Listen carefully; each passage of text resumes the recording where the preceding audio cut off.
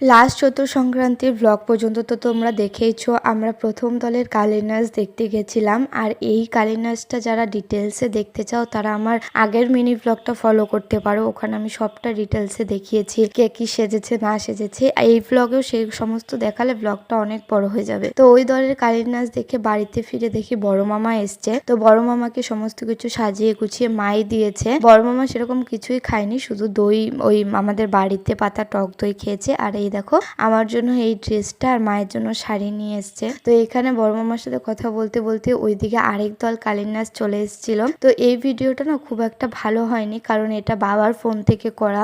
আমি তখন বুনুকে video call করে দেখাচ্ছিলাম, মানে ওদের ওইদিকে এই সমস্ত কিছু হয় না, ওরা এই সমস্ত কালীর নাচ লাইভ ভিডিও বা ভিডিও কলে ভিডিওতে এই সমস্ত কিছুতেই দেখে। তো ভীষণ বায়না করছিল যে দেখবে, তো সেই কারণে আমার ফোন থেকে ওকে ভিডিও কল করে সমস্তটা দেখাই।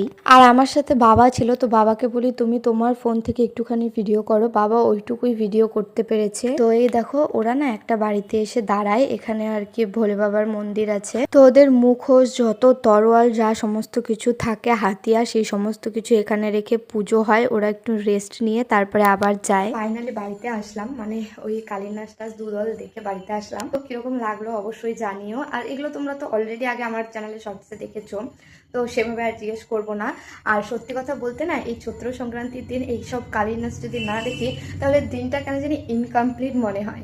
এই দিনটা যে কি যায় তোমাদের কি বলবো। তো পরপর সমস্ত কিছু চলতে থাকে, সব কিছু ফাইনালে গিয়ে এন্ড হলো। আমি হাত মুখ ধুয়ে এই জাস্ট ঘরে এলাম, এখন ড্রেসটা চেঞ্জ করব। আর মামাও এসেছিলো, সেটা তো তোমরা এই ভিডিওতে দেখলে।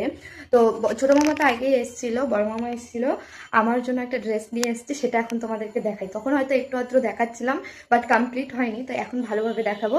আর মায়ের জন্য শাড়ি নিয়ে এসেছে, সেটাও দেখাবো। বাকি সবাই আমার দাদারা আমাকে ক্যাশ দিয়েছে। দাদা ও আমাকে অনেকদিন আগে ক্যাশ দিয়ে দিয়েছিল, তো ওর টাকা দিয়ে আমি টুকটাক অনলাইন শপিং করেছি, যেটা সকালে পড়তে দেখেছিলে ওটাও আমি ওর টাকা দিয়ে নিয়েছি। অনলাইন শপিং তো চলতেই থাকে, বাট কেউ একটা খুশি হয়ে কিছু নিয়ে এলে না ওটা যেন আলাদাই মজা লাগে। তো চলো দেখাই বড় মামাকে নিয়ে এসছে। এই দেখো এটা মায়ের জন্য এনেছে লাল পাড় সাদা শাড়ি, আর তাতে এরকম কার্টুন ডিজাইন করা। এই ডিজাইনটা কি এক্স্যাক্টলি কি বলে আমি ঠিক জানি না। আর আমার জন্য একটা প্লাজো সেট এনেছিল, এই যে এই সেটটা, এই যে মারুন কালারটা হচ্ছে নিচের প্লাজো প্যান্টটা, আর এটা হচ্ছে উপরের টপটা। চলো পরে তোমাদের দেখাই। তো এই হচ্ছে আউটফিটটা যেটা মামা আমার জন্য এনেছে। এই যে এরকম লাগছে দেখতে, একটু ঢোলা হয়েছে, এটা ফিটিংস হলে আরো ভালো লাগবে। স্লিভলেস, স্লিভসগুলো ভেতরে আছে, ওইগুলো লাগাবো। আমি তো খুব একটা স্লিভলেস পরি না, তো সেই কারণে আমার স্লিভলেস পরলে না কিরকম একটা অদ্ভুত লাগে, আনকমফোর্টেবল লাগে। তো সেই কারণে আমি এটা স্লিভ লাগিয়ে তারপরেই পরবো। তো এই হচ্ছে ড্রেসটা।